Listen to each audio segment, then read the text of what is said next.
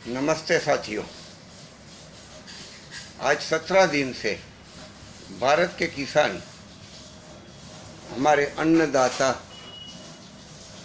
दिल्ली की सड़कों पे, अलग अलग रास्तों पे ऐसी कड़ाके की ठंड सहते हुए बैठे हुए हैं। उनकी मांग है कि हमारे जो हक है वो छीनने वाले जो 3 कानून बड़ी बड़ी मल्टीनेशनल कंपनियों के कहने पर इस सरकार ने बनाए हुए हैं, जो हमारे आगे की भविष्य की पीढ़ियों के लिए बहुत ही बुरा वक्त लाने वाली है। अगर भारत का किसान मर जाएगा, ख़त्म हो जाएगा, तो भारत जिंदा रहना मुश्किल हो जाएगा। हम लोगों को भी, हमारी पीढ़ियों को भी भारत नाम का कोई देश था या नहीं था ये भी पता नहीं चलेगा, क्योंकि आज सदियों से हमारा देश हमेशा से एक कृषि प्रधान देश माना गया है। ग्रामीण क्षेत्रों में ज़्यादा से ज़्यादा बसा हुआ बना हुआ हमारा देश है, और इस देश का पूरा आधार दारोमदार हमारे देश का किसान है, हमारे देश का मजदूर है। अगर युद्ध में अन्न चाहिए हमारे जवानों के लिए, तो पैदा करने का काम हमारे किसान कर रहे हैं।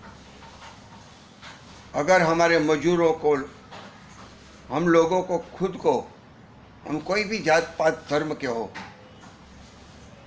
खाना पीना चाहिए, तो वो खाना पीना, वो अन्न देने का काम हमारे किसान कर रहे हैं, हमारे खेडूत कर रहे हैं। अब ये जो 3 कानून है, उस 3 कानून को मैंने जो थोड़ा सा समझा वो ऐसा है कि बड़ी बड़ी कंपनियों को ज़्यादा से ज़्यादा मौका दिया जाएगा, ज़्यादा से ज़्यादा तवज्जो दी जाएगी, ज़्यादा से ज़्यादा ताकत दी जाएगी कि वो किसानों का माल मन चाहे भाव से, मन चाहे रीत से खरीदे और बेचने का भी वो अपनी मर्जी के मुताबिक बेचे।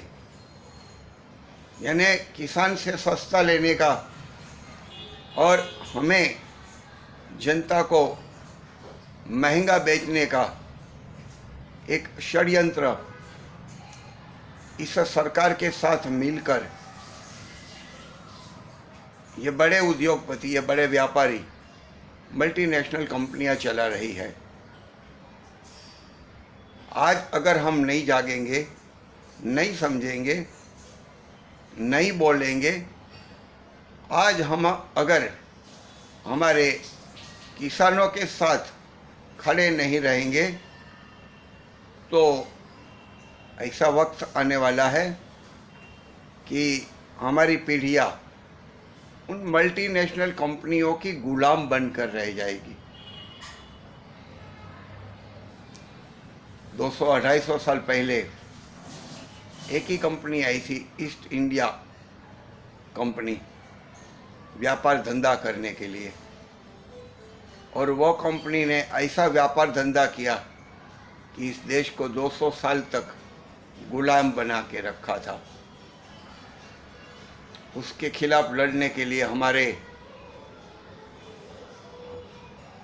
लाखों जवानों ने, लाखों लोगों ने कुर्बानियाँ दी। कोई अंडमान में मर गया, कोई निकोबार में मर गया, तो कोई कहाँ मर गया, कोई फांसी पे चढ़ गया, कोई गोली से, कोई जंगल में। अब ऐसी कुर्बानियाँ हमें नहीं देनी है। एक कंपनी अगर ये कर सकती है, तो ये तो कई कंपनियां आने वाली है विदेश से, कई कंपनियों को यहाँ छूट दी जाने वाली है कि आओ और लूटो। बीजेपी वालों का मकसद क्या है? मुझे पता नहीं, लेकिन शक है कि उनको उनका राज्य यावक चंद्रो दिवाकरो चलाते रहना है और इस देश के गरीब मजदूर, किसान, पिछड़ी जाति के लोग और आदिवासियों को जो पहले एक अलग तरह के गुलाम बना के रखा गया था, उस तरह से फिर से गुलाम बनाने का मनुवादी षड्यंत्र चल रहा है। आज अगर हम नहीं जागे, नहीं समझे, नहीं उठ खड़े हुए, तो कल का भविष्य पता नहीं क्या होगा। बहुत बुरा होगा इतना पता है, लेकिन कितना बुरा होगा ये तो उस वक्त बताएगा। हम नहीं होंगे, लेकिन हमारी पीढ़ियाँ उसको सहन करती होगी। यह अगर सहन नहीं करने देना है हमारी पीढ़ियों को, हमारे बच्चों को, उनके बच्चों को, तो आज हमको जागना पड़ेगा, खड़ा होना पड़ेगा उन किसानों के साथ जो आज कड़ाके की ठंडी पे दिल्ली की सड़कों पे, उत्तर प्रदेश की सड़कों पे, हरियाणा, पंजाब, उत्तराखंड और अलग अलग राज्यों के हाईवे पे खड़े हैं, अपनी आवाज़ दे रहे हैं, हमें बुला रहे हैं। हमारा फर्ज है, हम यहाँ बैठ के वो ठंड को हम नहीं झेल पाएंगे, हम वहाँ नहीं जा सकेंगे, लेकिन यहाँ रह के, मुंबई में रह के, या अब जहाँ भी रहते, जो भी शहर गांव में रहते, वहाँ रहकर इन किसानों के लिए आवाज़ दे। व्हाट्सएप या और जो भी सोशल मीडिया है, फेसबुक, क्या ट्विटर और ऐसे जो है सोशल मीडिया, उस पे आप अपना मत व्यक्त करें और किसानों को अपना सपोर्ट जाहिर करें। ये वक्त अगर हम चूक गए तो हो सकता है कि कल हमारी अगली पीढ़ियाँ हमको माफ़ नहीं करेगी। मैं सोच रहा हूँ कि अगर ये 20 तारीख तक इसका हल नहीं निकलेगा, 20 दिसंबर तक, तो मैं कभी भी दिल्ली की ओर जाने की कुछ करूँगा। कोई अगर मेरे साथ आता है तो ठीक है, नहीं आएगा तो अकेला जाऊँगा और किसानों के साथ खड़ा रहूँगा। आपको भी मैं कहूँगा, आप भी एक अकेला खड़ा हो जाओ और दिल्ली की ओर कुछ करो, किसानों का साथ दो, किसानों को मदद करो। बहुत मुश्किल है ये काम, लेकिन वही मुश्किल काम हमारे किसान, हमारे भाई बहन हमारे लिए लड़ रहे हैं,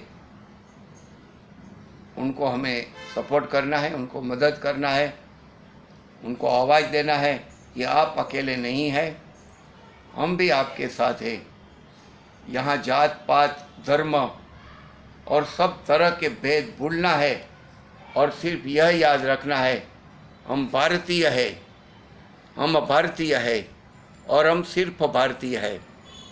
अगर ये बात पकड़कर हम चलेंगे और रहेंगे, किसानों के साथ खड़े रहेंगे, तो मुझे पूरा भरोसा है कि ये सरकार को झुकना पड़ेगा और किसानों को, भारत के हमारे नागरिकों को हमारा हक देना पड़ेगा। वो किसान है, वो आतंकवादी नहीं, वो खालिस्तानी नहीं, वो पाकिस्तानी नहीं, वो चाइनीज़ नहीं, वो किसान है, वो भारत के नागरिक है, वो अन्नदाता है। हम वो अन्नदाताओं के साथ खड़े रहे और उनकी मदद करें, हमारी मदद करें। जय हिंद, भारत माता की जय, वंदे मातरम।